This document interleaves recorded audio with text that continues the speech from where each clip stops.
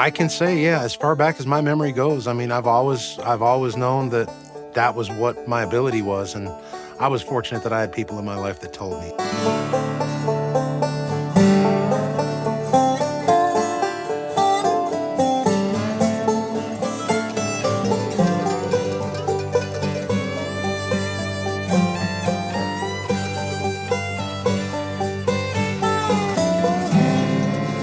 I'm Dan Tyminski, and this is my Bluegrass Story. I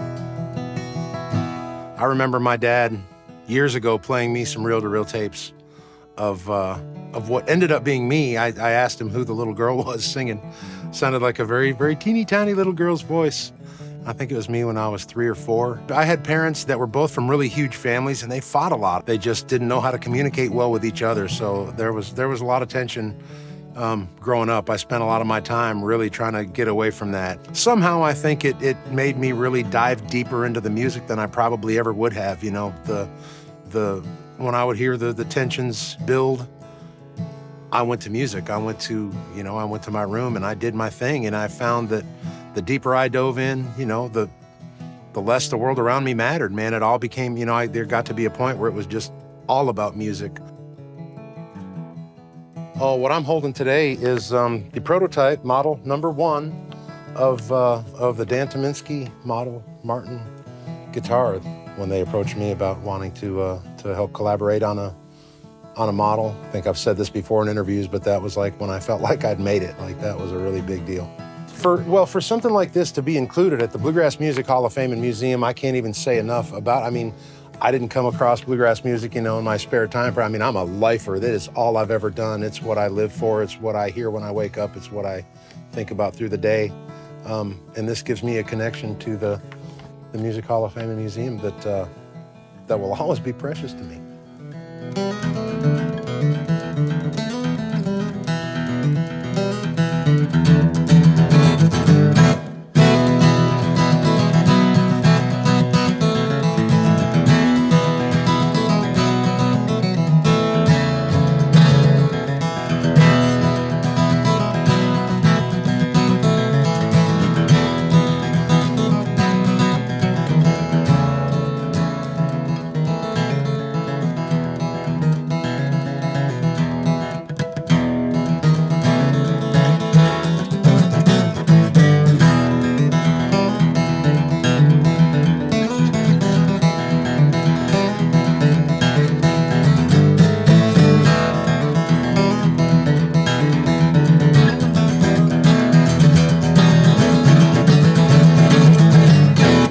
I mean, it looked like for me that the one thing that my parents did do, that really was great for me is they went to hear live music every weekend somewhere. I mean, this was back when you could bring a 6-year-old into a country bar, and no one, it seemed normal at the time, but I heard music every weekend somewhere. So then when it kind of transitioned to where we started going to a few more bluegrass festivals, and the bluegrass festivals kind of became the bulk of what we did for our music travel. And once I discovered the bluegrass festivals, I discovered a community of people that I felt so safe with, and I felt so much love, and I was really nurtured as a musician in my early years from all those bluegrass festivals in the Northeast that we would travel to.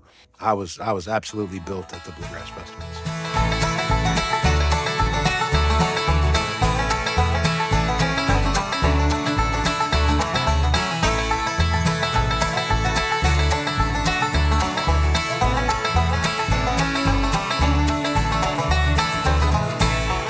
Whiskey brown, smell of sweet temptation, curves all up and down the road to my salvation.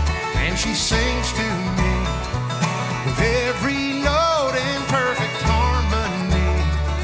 And off I go, keep your eye on Kentucky, where the hollers and the hills of bluegrass free. Yeah, tonight I'm feeling lucky, there ain't no place that I would rather be. Up on Heaven Hill, I'll go for roses wild.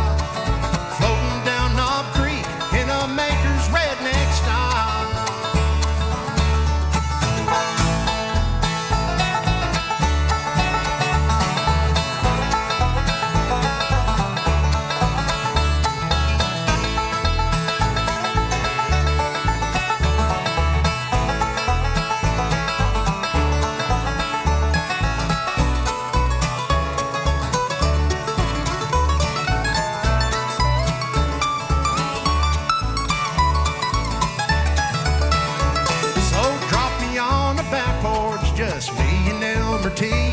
Or let me breathe the angels share with Pappy and Jim B. And I'll drag out my old banjo and pick one fast and drink one slow. Keep your eye on Kentucky, where the hollers and the hills are bluegrass green. Yeah, tonight I'm feeling lucky, 'cause there ain't no place that I would rather be. Up on Heaven Hill, I'll go for Rose's Wild, floating down Knob Creek in a maker's redneck style. Keep your eye on Kentucky.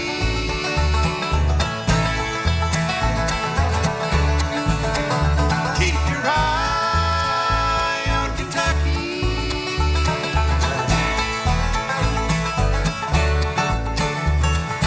Eye on Kentucky.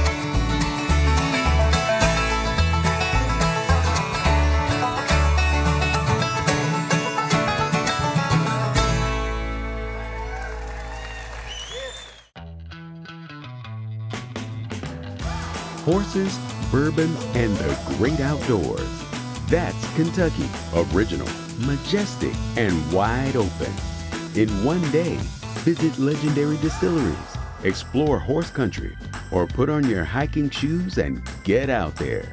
This is Kentucky. Come see for yourself. Plan your road trip at KentuckyTourism.com. Hey everybody, I'm Dan Tyminski. My favorite magazine is Bluegrass Unlimited. It can be yours too. Get your subscription to Bluegrass Unlimited, the monthly print publication of bluegrass music since 1966. Bluegrass Unlimited includes feature articles on bluegrass history and tradition, current artists and bands, and so much more. Subscribe today online at bluegrassunlimited.com. And if you subscribe today using code MyBluegrassStory, you'll save 15% of the regular subscription rate. The Bluegrass Music Hall of Fame and Museum, located in beautiful Owensboro, Kentucky, is your destination for bluegrass music. With interactive exhibits, you'll learn about the early innovators of the music, like Bill Monroe and Flatt & Scruggs. But you'll also discover the artists of today who are following in their footsteps. But that's just the beginning. Experience the music behind the exhibits by playing music in our pick-and parlor and by enjoying a live show in our beautiful theater. Appearing soon at the Hall of Fame, Darren and Brooke Aldridge on April 23rd, Daly and Vincent on May 6th, and Dan Tyminski on May 14th. Use the promo code on your screen to save on concert tickets at bluegrasshall.org. And when visiting the Bluegrass Music Hall of Fame and Museum, be sure to check out the exhibit highlighting the artists featured on the television show My Bluegrass Story. Plan your trip to Owensboro, Kentucky today and discover your bluegrass story. Learn more at bluegrasshall.org.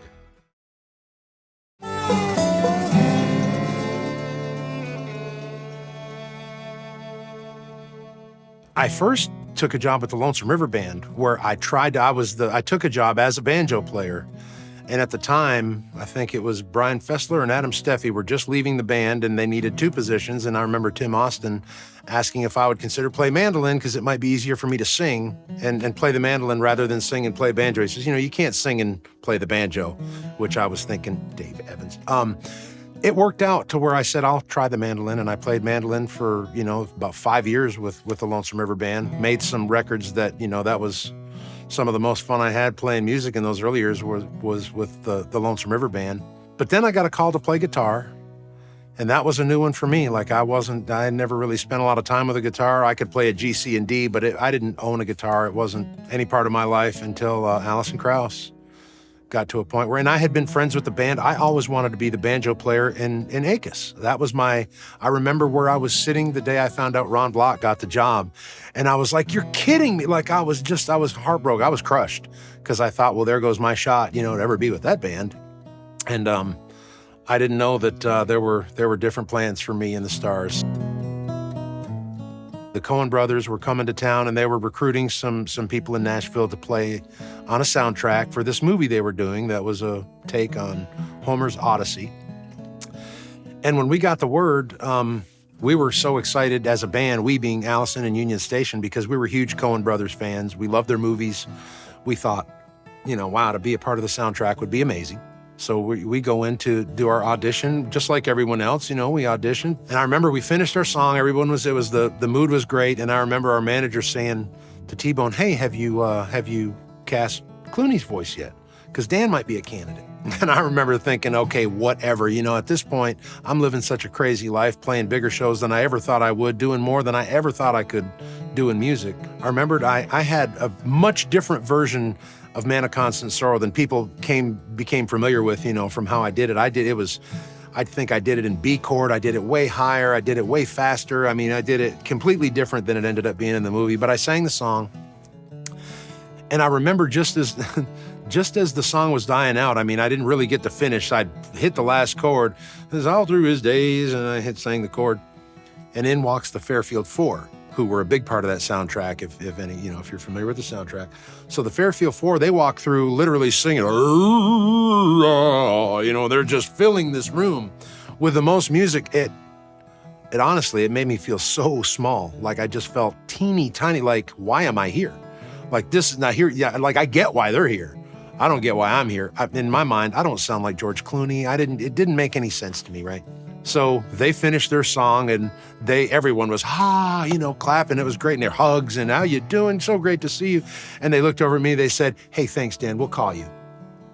And, and I kind of meeked out of the room. Only the next day they called me. T-Bone called and said, hey, he says, we've been talking it over, and when we see George Clooney, we hear your voice. What do you think? You want to give this a shot? So I record the song, and I found out after we were recording it that it had to be, one take. It had to be no fixes. I couldn't punch anything in, no overdubs. It was just playing, just organic, just pure music. Just play it one time through, whatever happens, happens. So I played it one time through, about 75 times. They said they love it, and I thought, well, okay, if you're happy, I guess I'm happy. This is the weirdest thing I've ever done, okay, yeehaw. And then they asked if we want to be in the film, and I think, well, of course we want to be in the film. How would you say no to that? So we were shooting in Vicksburg, Mississippi, and there we did a couple days of the scenes where the band on stage when they're riding the guy out on the rail, and T-Bone says to me on a day off, he says, George wants to sing this song. Would you go in the studio with him and sing it? And this is where, in my silly mind, this is where I thought, jackpot, I get to do this with Clooney. This is great, like best ever. So I go into the studio, and contrary to what I've heard people say, I can't understand why, George can sing. He could have sang this. He has a nice voice. He had no problem singing it. I think what it was is we had already had our version done, and it was just completed. So anyway, I went in, I played it, and he sang it, and he messed the words up. Or he made a mistake, sang a wrong word. He said, wait, start it one more time. And I started one more time, and he got didn't even get as far, and he messed a word up. He's like, wait, start it one more time, because all he knew was it had to be one take, organic, no fixes. Well, after 2 or 3 times, he took his headphones off and walked out, and he says, I don't know what we're doing in here. He says, this is a day off. He said, Dan, I'll make you a deal. He said, I'll act and you sing. And he put his hand out like that. And my hopes and my dreams, and they just crushed and fell to the floor. And I thought, well, there goes my shot, man. It was really, I was sincerely bummed. It was not a good moment. And I didn't think anything of it. And then, of course, the movie comes out, and I watch the movie, and I'm sinking sinking down in the seat in the movie theater, because it's so weird. And then, a little time goes by, and our manager said, royalties are coming out for this, and it looks like you're going to make a little money. And I'm like, great. And in my mind, I'm like, anything will help. I'm broke ass. Like I'm at a point where I'm still dealing with bill collectors and turning off my lights and trying to just because as you make so much money playing bluegrass music. Our manager, she called me into the office. She said, come on in. I was like, okay. And she handed me an envelope. She said, got something for you, and I just looked at it, and I remember looking at it and looking at it and looking at it and looking at it and looking at her thinking, so, when do you divvy this up, man? How does this spread out? No, she's like, she goes, and that's probably not going to be the biggest one. And I looked and I said, what are you talking about?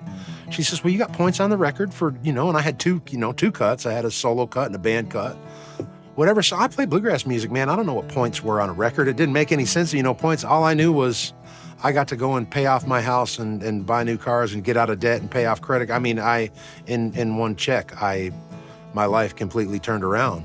I was dumbfounded and then didn't realize until after. Had George Clooney sang that song, I would have made the $350 session fee or whatever it was, and never seen another thing. So him graciously deciding not to sing that song was probably the biggest, it was easily the biggest monetary thing that could have ever happened to a guy like me. I mean, in the heart of bluegrass country, on the banks of the Ohio River, there's a place where healthcare is different, where it's woven into the very fabric of our local communities, where doctors practice more than medicine. They practice living. Here, everyone cares for the patient and treats them like a neighbor, because they are one. This place is called Owensboro Health, where a healthier community is what we do. There's a city where a river of music flows, where you're invited to discover its deep roots in bluegrass music and heritage and harmonies converge. It's a community that's just like the music it's home to, welcoming and authentic. This is Owensboro, Kentucky. This is the bluegrass music capital of the world. On June 22nd to 25th, 2022, ROMP Festival takes place in Owensboro, Kentucky. Produced by the Bluegrass Music Hall of Fame and Museum, ROMP features 4 days of music, camping, jamming, and much more. Immerse yourself in bluegrass music by experiencing live performances from over 25 artists. Plan your trip to ROMP Festival in Owensboro, Kentucky on June 22nd to 25th, 2022. More information about ROMP can be found at rompfest.com.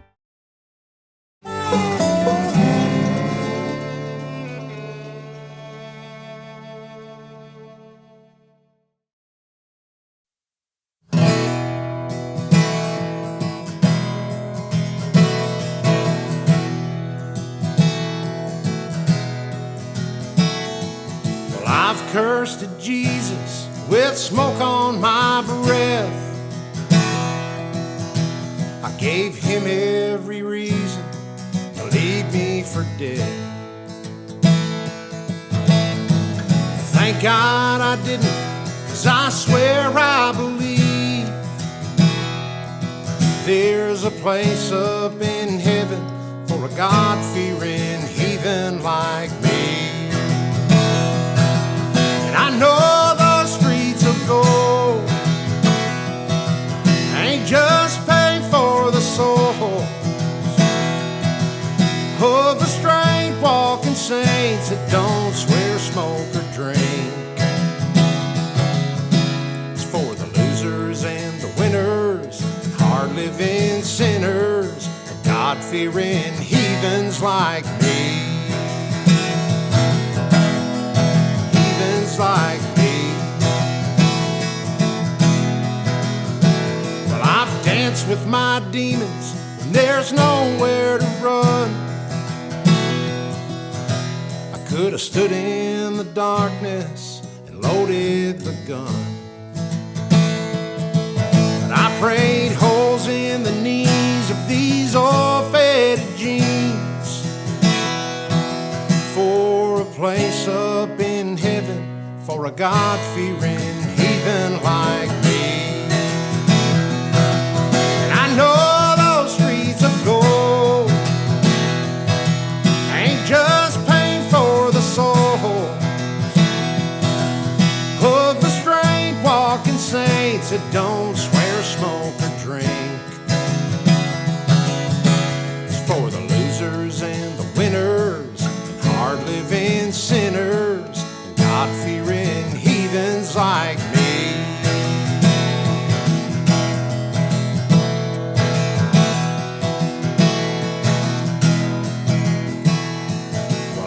Cursed at Jesus with smoke on my breath. I gave him every reason to leave me for dead. God-fearing heathen was my self-analysis. I was sitting on the back deck, and we were in a point where we were getting ready, we were talking about changing, agents and management and what I was, going to be recording. We said, maybe you need a new bio if we're going to get back, COVID's getting done. What are we going to do? They said, and my woman said, describe yourself in as few words as you can. And I happened to be on the deck at that particular point. I happened to, I had a cigar in this hand, and I had a glass of bourbon in this hand. I had just poured a little drink of bourbon, and I was sitting there, and I looked and I looked back up. I said, I don't know, I'm a God-fearing heathen. And when I said it, and she looked at me, and I went, and I put everything down. I grabbed my phone, which is where all my ideas go, right? And I wrote it down. I have a very good friend in Nashville who's written many, many hit songs. Ira Dean, if you know Ira, he was a bass player in a band called Trick Pony, a country band years back. I thought Ira had the type of background that really would understand what I was coming from when I said that I was a God-fearing heathen, because I'm not saying I'm a heathen, but we all do things, I was sitting there with a drink and a smoke, So I thought that he would be a good person for that title, and it took him a couple weeks before he got to the house to write this song with me. But when he finally got there, I felt like that was one of the songs that just kind of wrote itself. He was the perfect match. I think it's a song that I want everybody to hear. I want everyone to really take into consideration what that song means. The Bluegrass Music Hall of Fame and Museum, located in beautiful Owensboro, Kentucky, is your destination for bluegrass music. With interactive exhibits, you'll learn about the early innovators of the music, like Bill Monroe and Flatt and Scruggs, but you'll also discover the artists of today who are following in their footsteps. But that's just the beginning. Experience the music behind the exhibits by playing music in our pick-and parlor and by enjoying a live show in our beautiful theater. Appearing soon at the Hall of Fame, Darren and Brooke Aldridge on April 23rd, Daly and Vincent on May 6th, and Dan Tyminski on May 14th. Use the promo code on your screen to save on concert tickets at bluegrasshall.org. And when visiting the Bluegrass Music Hall of Fame and Museum, be sure to check out the exhibit highlighting the artists featured on the television show My Bluegrass Story. Plan your trip to Owensboro, Kentucky today and discover your bluegrass story. Learn more at bluegrasshall.org. American Patriot Getaways has cabin rentals in Gatlinburg for any group size or budget. From a romantic studio for two to a 13-bedroom chalet, we can help you make memories any time of year. Break away from the everyday and take in the fresh mountain air from our cabin rentals in Gatlinburg and Pigeon Forge. Enjoy luxurious amenities like a steamy hot tub, exciting game room, breathtaking views, or even a private indoor pool. Find your favorite cabin rentals in Gatlinburg today.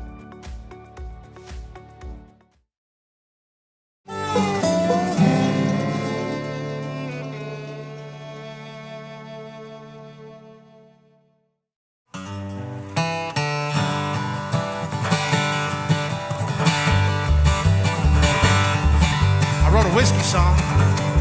Surprise, surprise.